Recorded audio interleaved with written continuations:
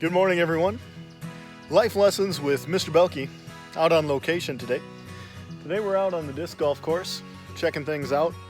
Over the winter, there was a lot of trees that have blown over in the wind and things like that. So today we're going to work on getting that all cleaned up. In order to get the job done today, we're going to be using one of my favorite tools of all time, the chainsaw. Episode 5, Life Lessons with Mr. Beilke, how to operate a chainsaw. So, chainsaws are a very fun tool to use, but they are also a very dangerous tool. And so we have to operate using some safety precautions. So let's take it out and take a look at this guy. What we got here is a Remington with the 16-inch bar, 42cc model. Comes in a case. Also has a sleeve here because this chain is obviously very sharp. That's how it does all the cutting. All right, so we're going to start by taking a look at proper operation with this guy. The first thing we have to do is make sure that we have all of our fluids ready to go. So there are a couple of different things. One, we have to have gas, and two, we have to have chain and bar oil. The chain and bar oil helps keep this nice and lubricated so that it doesn't bind up. And the gasoline that we're going to use is a gasoline and oil mix because this is a two-cycle engine. We're going to mix the oil with the gas in the gas tank. It's already pre-mixed at a ratio of 40-1, or some say 50-1, using this kind of oil here. Okay, so you'll add some gas. Then you'll add some oil, then you'll add some more gas, get it all nice and mixed, and then you're gonna pour it right in here. So this guy should be all gassed up, ready to go. Looks like we could add a little bit more there. So we'll go ahead and do that. Gassed up. And we also need to always keep tabs on the chain and bar oil. One of the recommendations that was shared with me is that every time you add gas to the tank, so every time you fill this guy up, then also fill this guy up, and that way you'll know that you're not running out, because if you run out of oil for the chain and bar, that's not going to be a good thing. All right, let's take a look at getting this started. One of the first things that we want to look at before we get into starting it is making sure that the brake is on, and that's this lever right up here. This lever is in place so that if you are cutting something and the saw has a little kickback and starts to fly back at you, it's back to operate, but when it starts flying back at you, it automatically pushes forward. And when it pushes forward, it stops the chain from running and keeps you safe. So we want to make sure that that's in a forward position when we're starting it, because otherwise if we start the saw with it in the back position, the saw is going to start going right away, and we don't want that. For a safe start, we're going to have that brake pushed fully forward. Okay, so we're going to engage that brake. Now, in order to start this saw, we're going to look right here. There's a run stop button. We're going to flip that up into the run position. Okay, next step, we want to come over here. We have a primer bulb. We want to prime that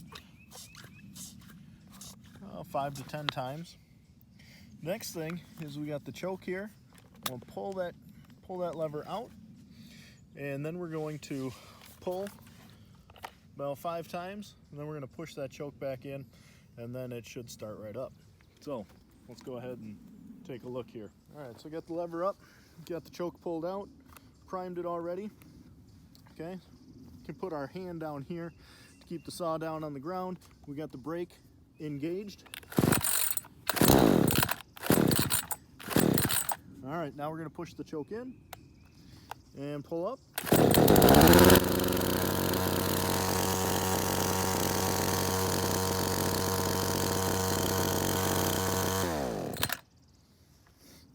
Now, a couple other safety features when you're operating a chainsaw.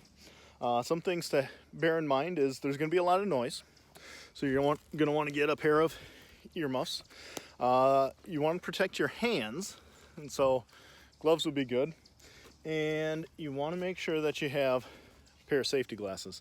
Those are all good things to help you maintain safety while operating a big old device like this. All right, I'm going to gear up and then we'll get to cutting.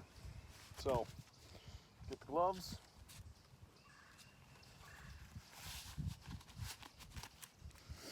Safety glasses. Earmuffs. And face shield. Now we're set. All right, when you're cutting, two options. You can either cut in a downward fashion or you can cut in an upward fashion. If you're cutting in an upward fashion though, just make sure you're aware of you're pulling it back towards yourself. So always be aware of that. When you are cutting, you want to make sure that you get it up to full RPMs before you start into the wood. Okay? And you want to cut towards the middle of this bar rather than on the tip. There are some applications where you would want to cut on the end, but that's again more dangerous because you could get more kickback with that. All right, let's get into this. All right, here we go. First we're going to do a downward cut. So, I'm going to disengage the brake.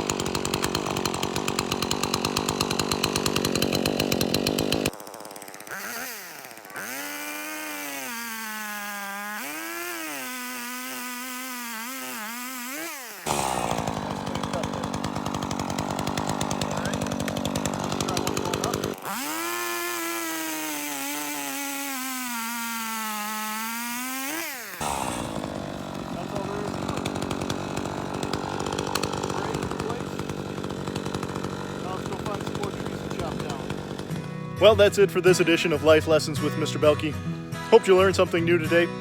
As always, safety is number one. This is not necessarily something I would recommend you doing at home by yourself. This is something that is more of a life lesson for later on in life, but now you know. So you can tell your friends you know how to operate a chainsaw safely. That's it for this edition of Life Lessons with Mr. Beilke. Have a fantastic day, a wonderful weekend. We'll see you next time. All right, so you're probably thinking to yourself, man, we got through that whole episode and Mr. Beilke didn't even chop down a tree? That's bogus. Well, all right. Just for you, there's this dead one I found right here. And it's hanging over the field of play. So we're going to take it out so it doesn't tip over and cause any injury later on. To take this one down, since it's already leaning pretty significantly out into the field, we're just going to make a cut here and here, and then its natural weight we'll start to carry it that way, and then we'll come in from the back with a chop here, and that should break all the fibers that are holding it up and cause it to fall down out safely into this field of play. Then we'll chop it up and move it out of the way. So this will actually be the first real tree I've ever chopped down with the chainsaw, so we'll see how it goes.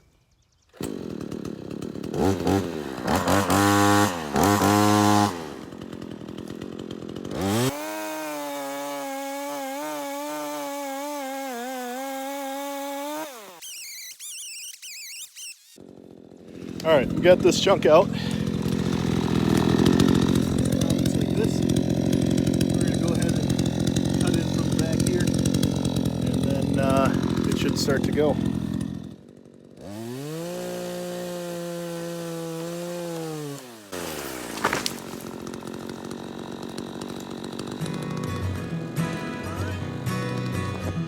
And that's all there is to it. The big, dead, dangerous tree has been felled. That's it for this edition, for real now, of Life Lessons with Mr. Beilke. You can see there are some disc golfers behind me, so they are safer now that that tree is down. Have a great day. We'll see you next time.